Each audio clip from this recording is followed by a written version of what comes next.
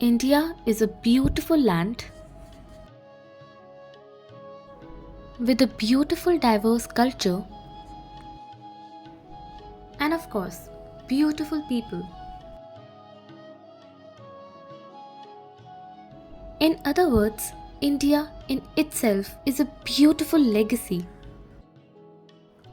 But today, we Indians are inhabiting a world fabricated for us by our own colonizers, who so cleverly separated mythology from history in a way that they tried to destroy a part of our legacy, a part which proved that not only were we much older, but much more advanced in terms of planning and management, in terms of ethics and principles. Existence of Lord Krishna is a part of mythology today, but until and unless we open our eyes to the facts and figures, we won't be able to appreciate our own history.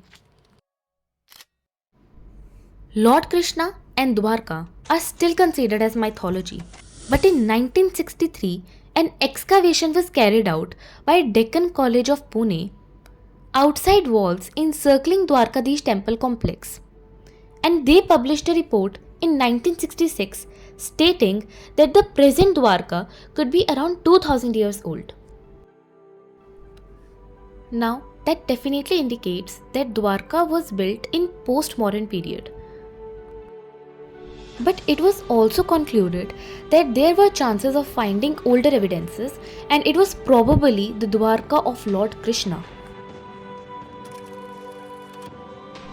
Then comes the year of 1979, when further excavations were indeed carried out. During these excavations, a modern structure of Panchayat office adjacent to north wall of Dwarkadish temple was pulled down and a stone platform was unearthed, which is not a usual phenomenon. Upon further excavations, 3 temples were also found laid one above the another. What is more surprising is that a rectangular structure was found which was initially thought to be a well but eventually concluded to be a secret tunnel which was also mentioned in the Purans. And then finally came the time period of 1983 to 1990 when Archeological Survey of India actually carried out underwater excavations. These underwater excavations can be very challenging. There have to be a lot of considerations which have to be kept in mind. The tide has to be low. The weather has to be clear and sun bright. And of course, the sea has to be smooth. And there are also many other considerations. Besides, when Archeological Survey of India carried out excavations, it was facing gross underfunding. There was also a lack of expertise and technical knowledge in field of archaeology. But the excavations were carried out, conclusions were made, and thus Dwarka was found.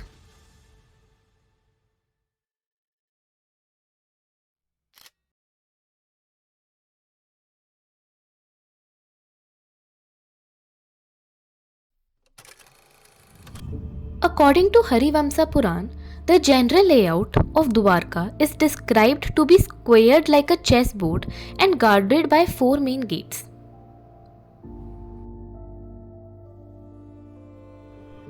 When excavations were carried out, 4 enclosures were actually found to be laid here, and each one had 1 or 2 gateways.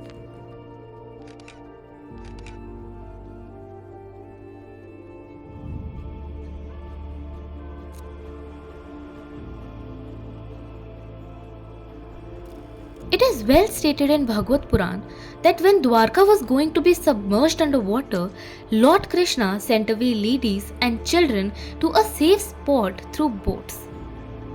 These boats in themselves can be a great evidence, as through excavations it has been found that Dwarka had a harbour, and in fact 2 rock-cut ramp-like slipways have also been found. In fact, stone anchors have also been found. Stone anchors were used for securing a vessel to the bed of the water body, and Dwarka waters have revealed the largest number of stone anchors in the world. seal has also been unearthed with a motif of three-headed animal.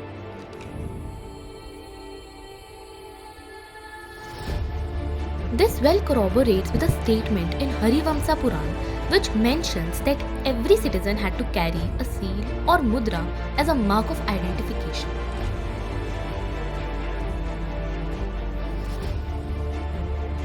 It is mentioned in Harivamsa Puran that Dwarka was built on submerged land released by the ocean. That is, Lord Krishna had to reclaim 12 yojan of land from the ocean. During excavations, it was found that bastion and protection walls were built on boulder foundations, which indicate that the land was actually reclaimed land. This underwater excavation also brought to light an iron stake. Iron stakes are also mentioned in Harivamsa Puran as a source to fight against the enemies. Why wouldn't any colonizer want to destroy the history of a civilization which had a sprawling urban planning? There were fortified urban cities.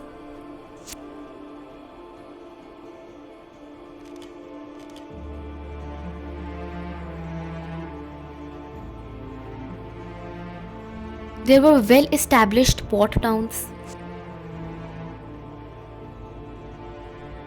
And even a trade network. Dwarka was a nagri in true sense. On basis of all these findings and excavations, SR Rao, also known as grandfather of Archeological Survey of India, remarked that findings in Dwarka are compatible with Mahabharat tradition and that Lord Krishna actually existed.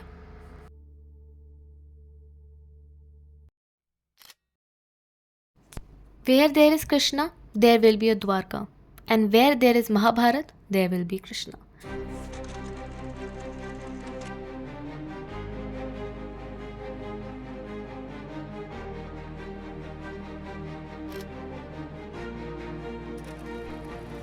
In this terracotta plaque, we can see two figures, 4 horses and a half chariot with a spoked wheel. Charioteer can be inferred as Lord Krishna as he is also pointing in a direction. He is probably ordering Arjun to fight the war. Arjun is specially identified with a chariot driven by 4 horses.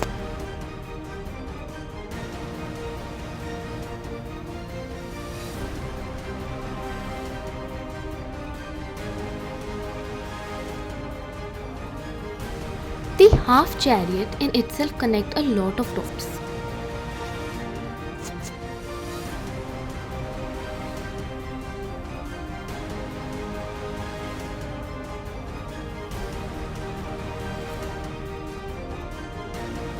All of us are familiar with Mahabharat through many ways, be it stage shows or dance performances and also TV shows. The Mahabharat, produced and directed by late Mr. B.R. Chopra, also shows half chariot in its war scenes. Remains of a half chariot were also found at Sanoli in 2018. Sanoli lies in Baghpat district of Uttar Pradesh. Now, Baghpat was also one of the 5 villages demanded by Pandavas. And what is special is that it is the midpoint of all the 5 villages and almost equidistant from farthest of villages, that is Tilpat and Panipat. Scholars also tried to prove Mahabharat astronomically true. Using planetary softwares, scholars tried to verify the planetary positions which are referred to in the text.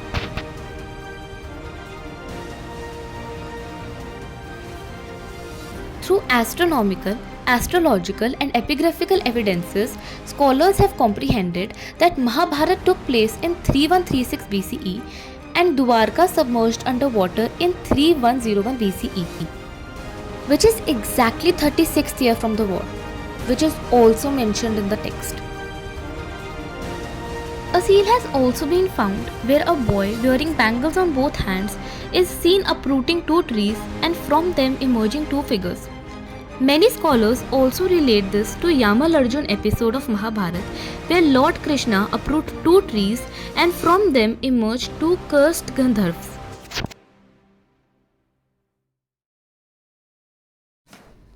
We have ample of evidences which prove our own historicity to us, only if we open our eyes and look up to them.